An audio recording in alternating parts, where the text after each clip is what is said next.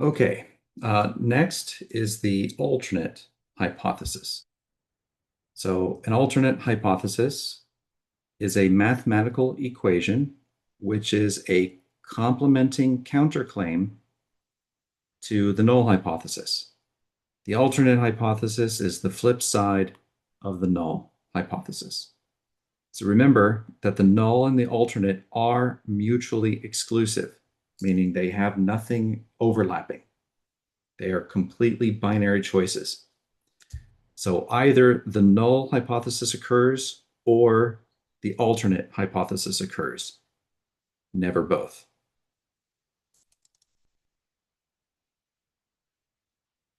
Um, so notice that um, the null hypothesis only includes these inequalities without equals in them, right? So here's an example. If we were talking about hypothesis testing with the mean, um, the alternate hypothesis would be the population mean is not equal to some value. The alternate hypothesis would be the population mean is less than some value. The alternate hypothesis could be that the population mean is greater than some value. Notice that the equals to is missing from underneath these, right? So the alternate hypothesis does not include equality. It never includes equality. That's the easiest way to detect it. Now, one thing that's important about the alternate hypothesis is that the inequality of the alternate hypothesis determines the tail of the hypothesis test distribution that you're going to use. So for example, here we've got the three inequalities. We have less than, equals to, and greater than. And let me quickly just show you maybe one of the easiest ways to interpret it is take whatever inequality symbol you have and make an arrow out of it, like that. And so which way is the arrow pointing? Oops. Which way is the arrow pointing in this alternate hypothesis? It's pointing to the left. So the distribution that you're going to be using in your hypothesis test is going to be a left-tailed one. So a left-tailed one means you're going to end up with a negative critical value where the significance level is on the left-hand side. Okay, let's flip over to the right-hand side now. And if you have an alternate hypothesis that has a greater than, which direction is that arrow pointing? Now that we've made an arrow out of that greater than symbol, it's pointing to the right. So we've got a right tail distribution. So what that means is our critical value is going to be a boundary where the critical value is a positive number. And the significance level will be on the right-hand side, of that critical value, right? So do you see the difference here? With a left tail distribution, the critical value is negative versus being positive with a right tail distribution. With a left tail distribution, the area is to the left of the critical value. And with a right tail distribution, the area is to the right. The significance level is to the right of the critical value.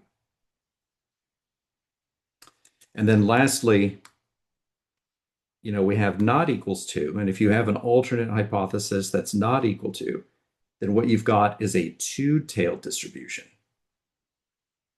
And then what you've got to do is you've got to take this significance level, divide it in half, because half goes on one tail and half goes on the other tail. And so you're going to end up with two critical values, both positive and negative, which serves as the boundaries between the confidence level and the significance level in the tails.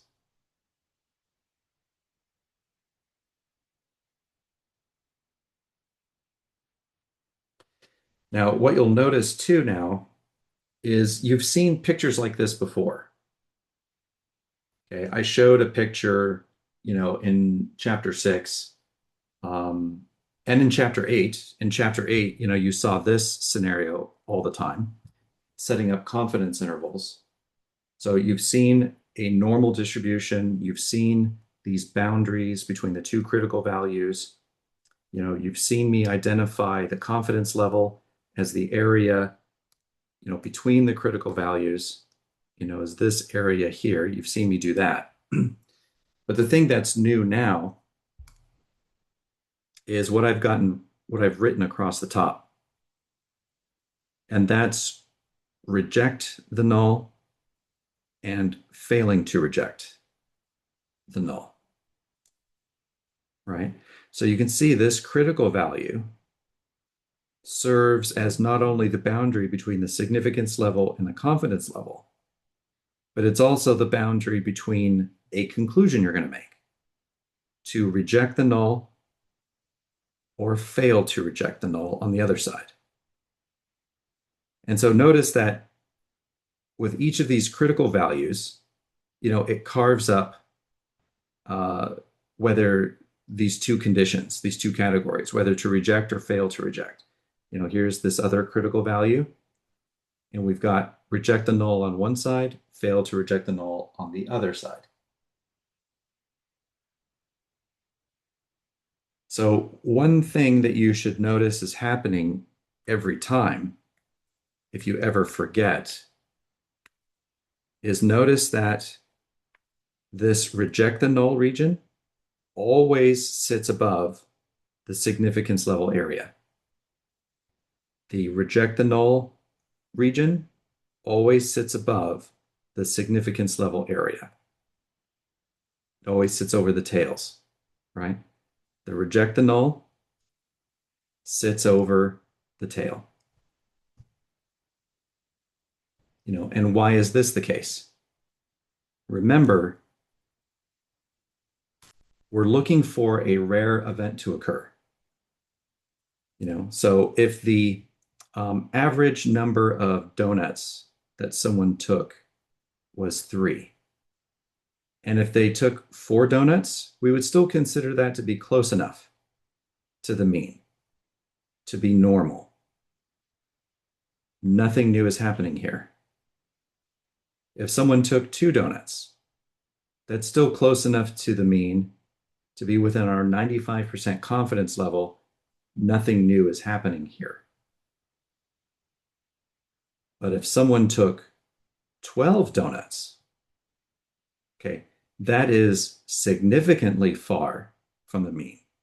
Moreover, this value is outside our critical value. It qualifies as a rare event. Something not normal has happened here. A rare event has happened. So now we're going to reject the null hypothesis that nothing special happens, because something special did happen. A rare event did happen. And that's why this reject the null region sits over the significance level, because the significance level is the probability that a rare event has occurred. Significance level is the probability that a rare event has occurred. All right. All right, so this is a good time to stop here.